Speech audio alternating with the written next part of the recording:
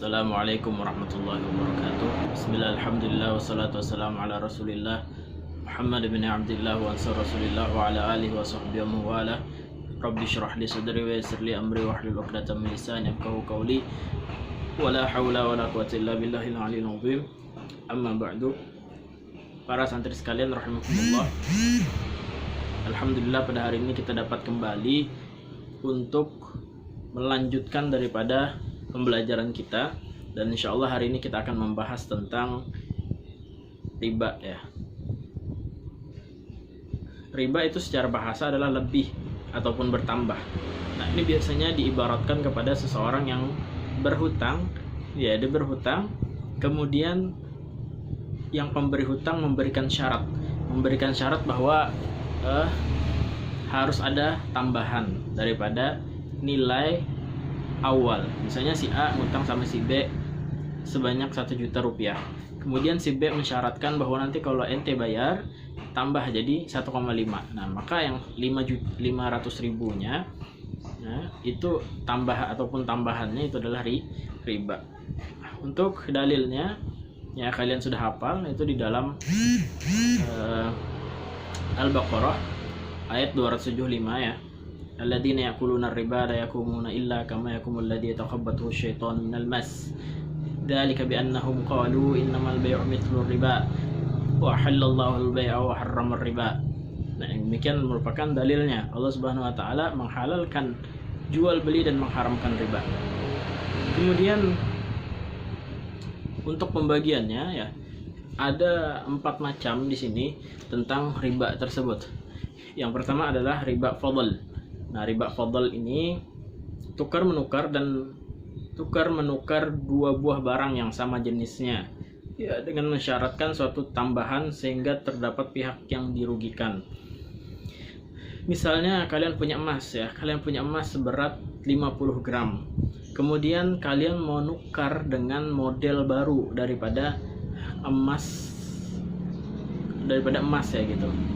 Ternyata kalian pergi ke pasar, kalian lihat emas model terbaru tersebut beratnya 40 gram.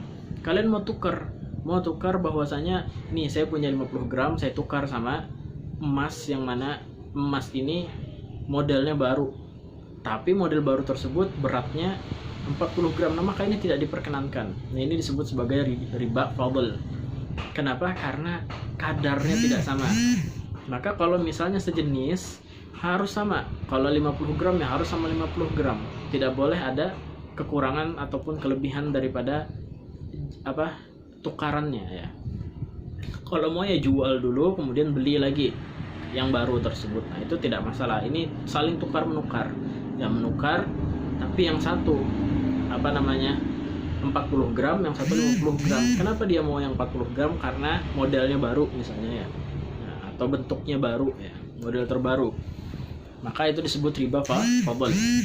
Kemudian ada lagi namanya riba qarad. Riba qarad tersebut utang piutang dengan syarat ada keuntungan atas bunga bagi yang menghutangi. Jadi misalnya si A ngutang sama si B. Kemudian si B bilang kalau ente nanti bayar maka kena bunga 50%. Misalnya si A ngutang sama si B 1 juta. Kemudian si B mensyaratkan bayarnya nanti tambahan hutang tersebut 50% daripada hutangan, berarti 500 ribu. Jadi dia harus bayar ke B 1.500.000. Nah, maka 500 tersebut merupakan riba, dan ini disebut sebagai riba qarad.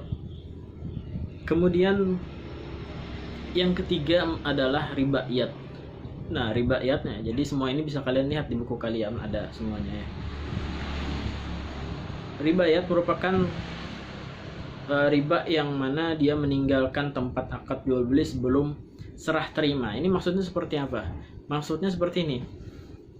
Si A menjual barang dengan 2 harga. Nah, kemudian kalau ente beli kredit itu 20 juta. Kalau ente beli kontan itu 15 juta misalnya. Tapi ternyata ya saya beli seperti itu aja kata si B. Tanpa ada kejelasan bahwa dia bayarnya kredit atau kontan. misalnya dia ini 5 juta nih, 5 juta ya, tapi nggak ada bahwasanya dia bayar kredit atau kontan, itu tidak jelas. Maka pemberian dua harga yang seperti ini tidak dibenarkan dan ini termasuk riba. Ya, berbeda seperti ini, misalnya saya mau beli sepeda motor, ke dealer, kemudian kata dealer, Bapak kalau misalnya mau kontan itu 15 juta, tapi kalau misalnya kredit ini seperti ini rinciannya. Setelah dihitung-hitung ternyata semuanya 20 juta kalau misalnya kredit.